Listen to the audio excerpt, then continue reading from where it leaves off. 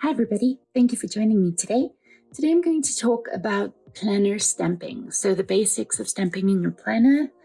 I'm going to be looking at a pile of planners, starting with the Scribbles That Matters.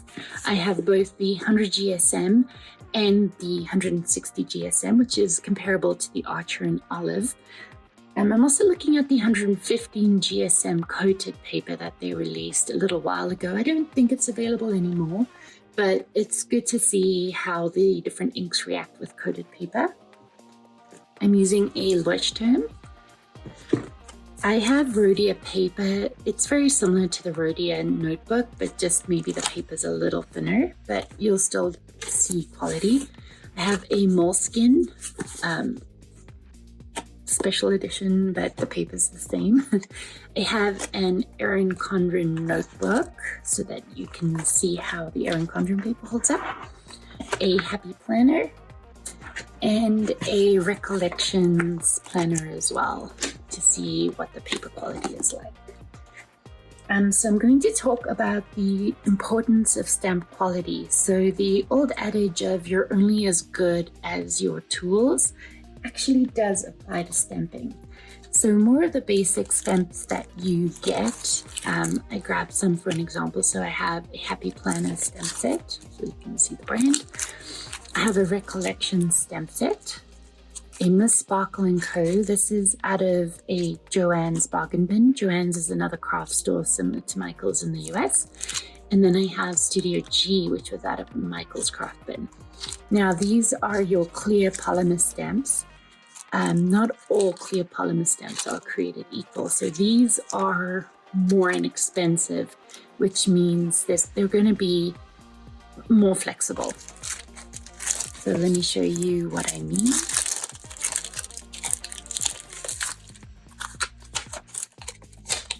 So here is what I mean by more flexible. They're thin and they're a lot more flexible. What this means is you're going to have to be wary of that and stamp accordingly. So for example, with these little Recollection stamps, in order to get these to work, when you stamp down, you want to do a quick stamp down. You don't want to put too much pressure on it because the stamp will buckle under too much pressure. Even just the tiniest little pressure, it'll buckle. So just keep that in mind. I wanted to compare those to the more expensive, higher quality brands. So I have Altenew, Feed Your Craft, Studio Calico, Ali Edwards, Lawn Fawn, Studio L2E, and Studio Calico again. These are my favorites. I also have Stampers Anonymous, Dilutions. These guys are such great quality. And so let me show you what I mean.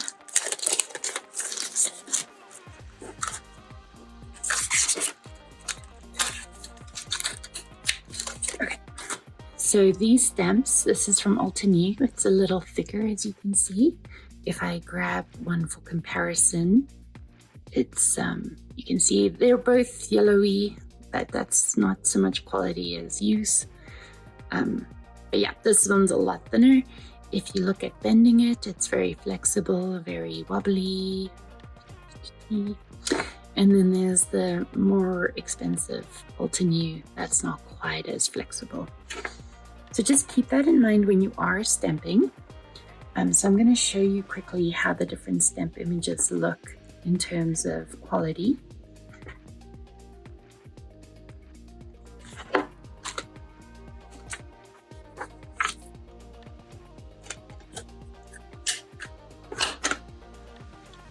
Okay, so first we'll start off with the Miss Sparkle Co. stamp set.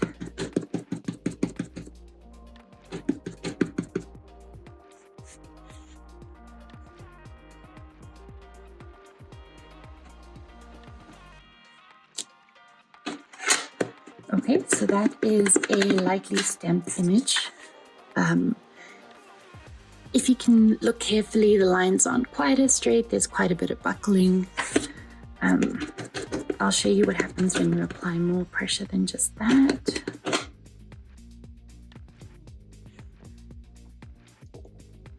or if you apply too much pressure, you're going to see the white lines coming through there. There's a lot of buckling in the stem.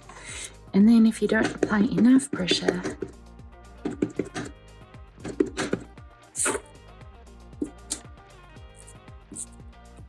the image isn't complete, but the lines are clearer. So that's your inexpensive stem. Okay, and now I'm going to do the more expensive stamp.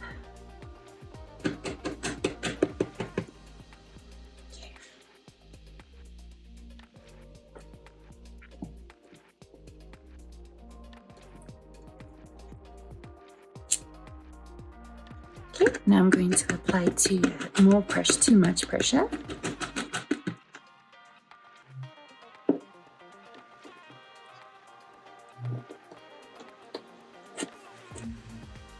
And now I'm going to apply not enough.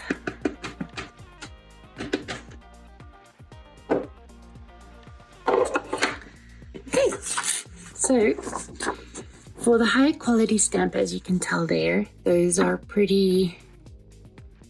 that's a pretty great stamped image considering the pressure compared to the first one, where we still saw buckling by the stamp. When I applied too much pressure, there was a little bit of buckling of the stamp, but not nearly as much as with the less expensive stamp. And then not enough pressure, you still get a pretty good stamped image. Here my stamp slipped a little, that's why you're seeing the little bit of ghosting over there. But compared to the less expensive stamp, you still at least have a completed image. So that's what you're looking at for the different stamp qualities. The next important stamping basic issue that I wanted to address was your acrylic blocks that you're using. So I have quite a few different acrylic blocks. And the reason why these are important is you want to match the size of your stamp as closely to your acrylic block as possible. That way you can ensure even pressure and even distribution of the stamped image on your page. So let me set up a situation where you're gonna run into issues if you have the wrong size block. I'm using a Happy Planner stamp so that you'll be able to see the quality of that. So firstly, I'm going to use the correct block.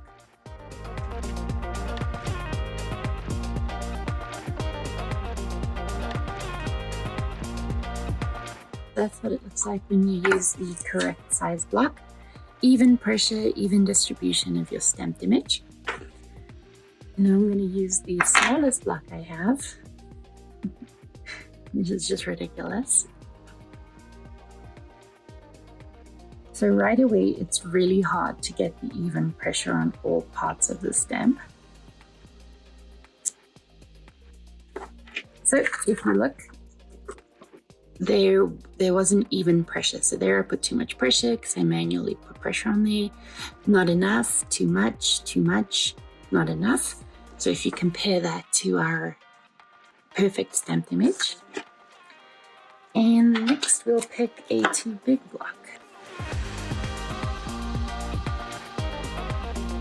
Okay, so what's happening with our too big block is that I'm unable to get just the ink on just the stamped image. So if you look over here, this is ink transfer onto my block. I know it's hard because this was a dirty block, but I had a lot of ink transfer. And so when you have that much ink transfer, you run the risk of transferring that ink onto your page. Okay, so again, we're running into pressure issues where we don't have even distribution of the stamped image compared to the correct size block. So that is why the size of your acrylic block is important. For planner stamping, I know you want to be cost effective when it comes to stamping. You don't want to go out and buy all the things. So A lot of these acrylic blocks do come in sets. I believe I got a set of these 3, which is all you really need for planner step. You don't need anything bigger than this. A lot of the times you rarely even need anything bigger than this one. And then it's nice to have the small one for when you're doing icon stamping. So you can also use tools around the house. For example, you could probably use an eraser to stamp down on images. Tupperware could work. I have this container that would probably work as well. I mean, you can get creative, but just make sure whatever stamped image, whatever surface you're using, that your stamp is fitting more or less correctly onto the tool. Now that we've addressed stamp quality as well as the importance of your acrylic block, I want to talk about the different inks that are available for stamping. So firstly, you get the pigment inks. So the Versafine works differently than your average pigment ink. This is such great quality, it really brings out the fine details. And so the formula is a little bit different than, say, the Brilliance. So the Brilliance isn't as opaque as the Versafine, but it still has its, this is actually the one that I find works best on any planner paper, and you will see that when we go through it. The next ink I want to talk about is the dye ink. Dye inks are very common as well. I know Stampin' Up has dye inks.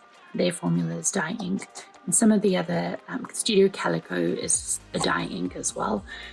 There's nothing wrong with the dye ink. It's just going to bleed through faster because it absorbs into the paper.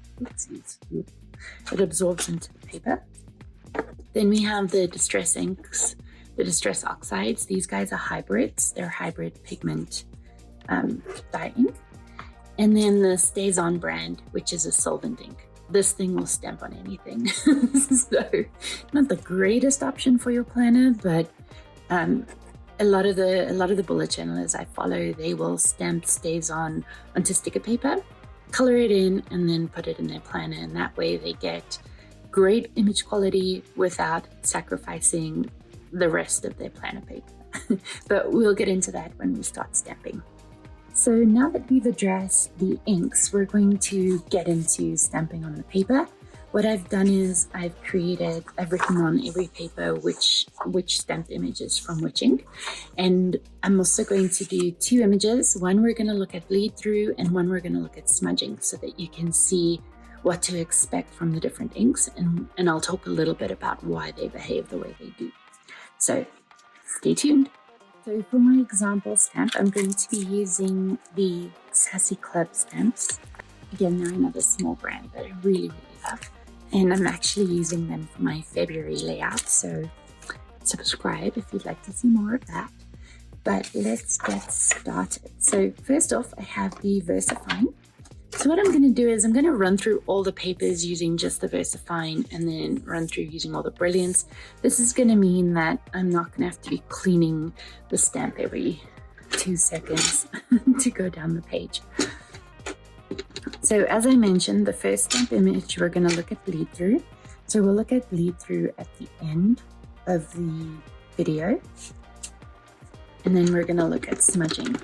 So in general, a pigment ink is going to sit on the page for longer, which means there's a higher chance of smudging. So the Versafine actually acts more like a dye ink than a pigment ink, in that it soaks into the paper a lot quicker. So in terms of smudging, it's not quite as bad. And this is the 100 GSM scribbles that matters. But in terms of smudging, it's not that bad. Before I play some music for you, I'm going to show you how it reacts on the coated paper. So again, I'm not sure Scribbles That Matter still has this available as an option, the coated paper, but I just want you to see how the inks react on the coated paper as well. Because it's coated, the ink is sitting on the page for a lot longer, and therefore much higher smudge risk. So keep that in mind if you're working with a coated paper. This is the 160 GSM Scribbles That Matter, which is comparable to the Archer and Olive.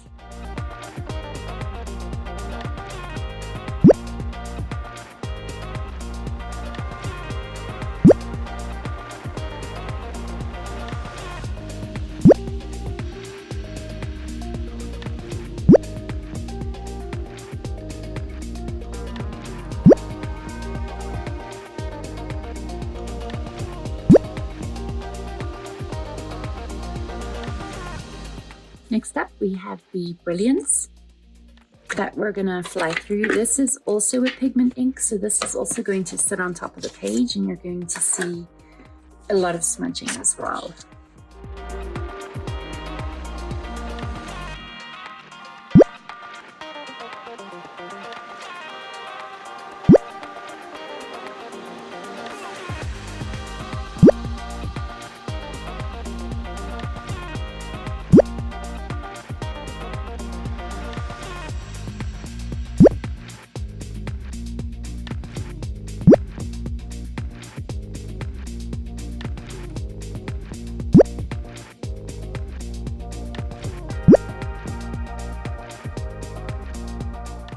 Next up, we're going to have a look at the Memento Dying. So the dye inks soak into the paper a little bit faster, so on most surfaces you should see less smudging. And then the other thing to note about how the stamp pad works, when you look at a pigment ink pad, your stamped image almost soaks into it. But with the dye ink pad, it's a little bit harder, so that you're not getting as much, it's not as spongy,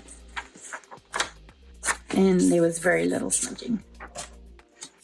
So again, this is the coated paper.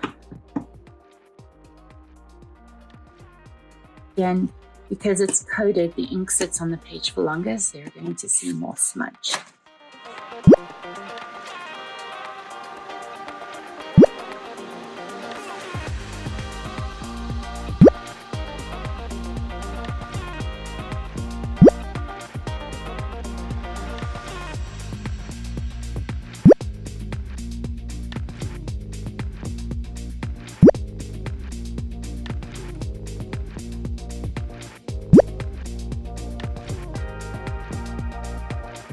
Now we're going to look at the hybrid distress oxide ink. So the distress oxide ink, I tend to use, I don't really use it as a generic stamp pad. I use it more for art journaling.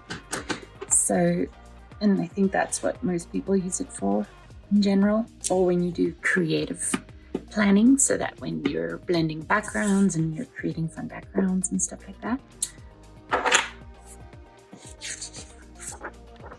And then here's the coated paper. Once we go through and review how the different inks reacted, you're going to see what the hybrid ink actually does and why it's a thing, especially on the coated paper. So it has some cool effects. But again, this is the coated paper, so very smudgy on the coated.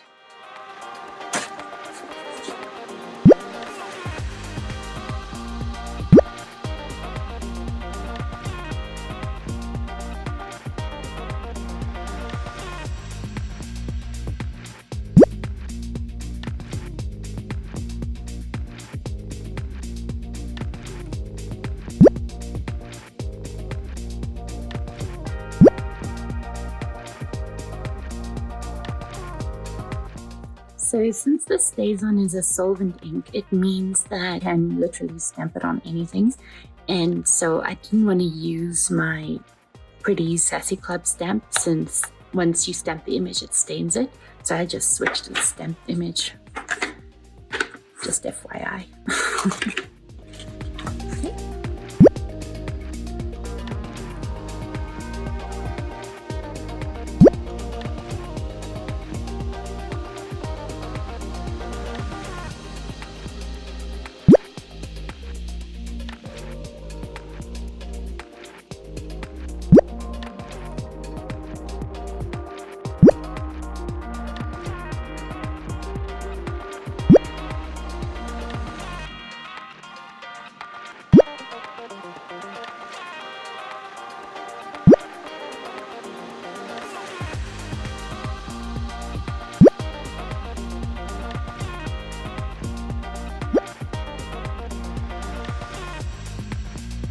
And now that we've done all of our stamping, it's time for the big reveal.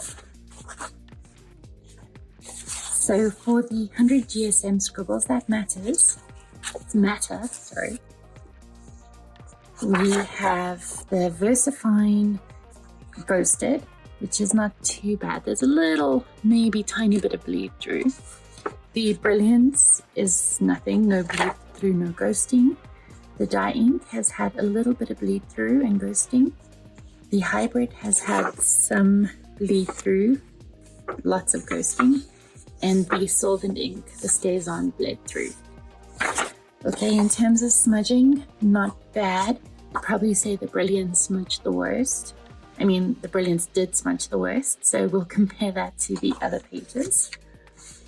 Then we have the coated paper. Now, the coated paper had the worst smudging overall across the board, and this is because it's coated. Okay, so Versafine, a little bit of ghosting. Brilliance, no ghosting, no bleed through. The dye ink is no ghosting, a little bit of ghosting, a little bit of bleed through. The Hybrid has ghosting, and the solvent actually held up pretty good. It's just some ghosting. So this is, like I said, this is because it's a coated paper. So there was an extra layer before it hit the paper. And again, because it's coated, lots of smudging. Okay. The 160 GSM scribbles that matter, which is comparable to the Archer and Olive. The only smudging was the Brilliance and the Hybrid, and no bleeding, no ghosting. Then we have the Leuchtturm. Everybody smudged. And there we go. So the Versafine, bleeding and ghosting. Nothing on the Brilliance. The dye ink is bleeding and ghosting. The Hybrid, bleeding and ghosting. And the solvent has bleeding and ghosting. So I loved my Leuchtturm when I was in it. But as my bullet journaling became more creative, it just wasn't meeting my needs anymore. And this is why it wasn't holding up to all the pens and the markers and the inks. Okay, so Rhodia did a pretty good job in terms of smudging. So the Versafine, bleeding and ghosting. Brilliance, nothing. Dye ink had bleeding and ghosting. Hybrid, bleeding and ghosting. And the solvent, bleeding and ghosting. Now we're going to take a look at the moleskin. The Versafine, lots of bleeding. The Brilliance, the Brilliance had some bleeding too, which surprised me. The dye ink, bleeding and ghosting. Hybrid, bleeding and ghosting. Solvent, bleeding and ghosting. And this is just this really thin paper. And this is why I don't use a moleskin. Okay. Now we have the Erin Condren. This held up pretty well under the stamping. Lots of smudging on your pigment inks, which makes sense. Like I said, it sits on top of the page. So the Versafine had ghosting, the Brilliance is nothing, the dye ink had a little bit of bleeding and ghosting, Hybrid had bleeding and ghosting, and the solvent had bleeding and ghosting. And I apologize for the noise, my neighbor is snow blowing. Now for the Happy Planner, lots of smudging with your pigment inks as well, some smudging with the Hybrid. The Versafine had ghosting, the Brilliance nothing, the dye ink had mostly ghosting, the Hybrid ghosting, and the solvent had bleeding and ghosting. Now the Recollections was actually a surprise to me. It did pretty good. The Versafine had ghosting, the Brilliance had nothing. This is just residual ink, it's not from the actual stamp image itself. The dye ink had ghosting, the Hybrid had ghosting, and the solvent had bleed through and ghosting. So again, that is why people will use sticker paper if they're using the stays on ink. I hope this was interesting. I hope you learned a lot or a little, or there was something that triggered that this will be okay. Stamping in my bullet journal is okay. Let me know if this was helpful. Let me know if you'd also like me to test any other planners or planner papers. I'd love to take a look and see. If you'd like to see more videos, please subscribe and like. I'd appreciate it a lot. Thank you so much.